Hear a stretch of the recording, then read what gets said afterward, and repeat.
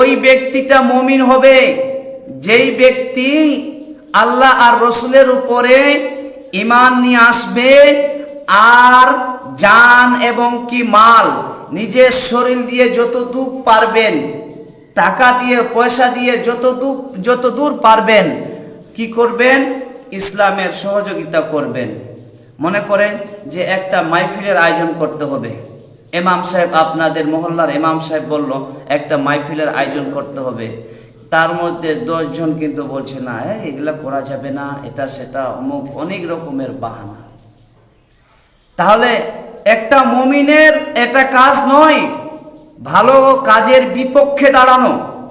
মুমিনের কাজ হলো ভালো কাজকে সাপোর্ট করা আর জান মাল দিয়ে সেই কাজে সহযোগিতা করা, এটাই হলো মুমিনের লক্ষণ। আসি, মুমিন বুঝলাম, মুমিন কাকে বলা হয়। এবার বলি মুসলিমকে। মুসলিম কাকে বলা হয়? মুসলিম আল্লাহ রসুল, যে মানে আল্লাহ একজন আর আখিরি নবী, নবী রাহমাতুল লিল আলামিন, আল্লাহর পয়গম্বর, আল্লাহর রসুল, বিনা হাদিস বিনা দলিলে যারা বিশ্বাস করে আল্লাহ আর আল্লাহর রসুলকে, ওরাই হলো মুসলিম। তাহলে একজন মানুষ আল্লাহ আর রসুলকে বিশ্বাস করার পর কোনোদিন নামাজ ছাড়তে পারে না, কোনোদিন রোজা ছাড়তে পারে না, কোনোদিন হজ ছাড়তে পারে না, কোনোদিন যাকাত ছাড়তে পারে না।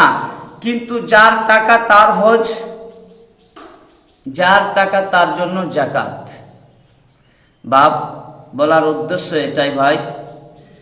এবার তৃতীয় কথাটা হলো আমার, উম্মতে মুহাম্মদী কারা? উম্মতে মুহাম্মদী কারা?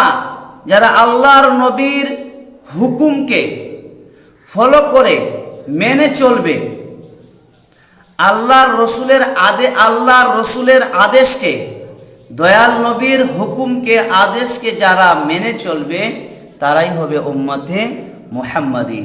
তাহলে আল্লাহর নবী, আল্লাহর হাবিব ইরশাদ করেছেন সহিহ মুসলিম ও বুখারী শরীফের মধ্যে, যেই ব্যক্তি একটা মাহে রমজান মাসের একটা রোজা রাখে,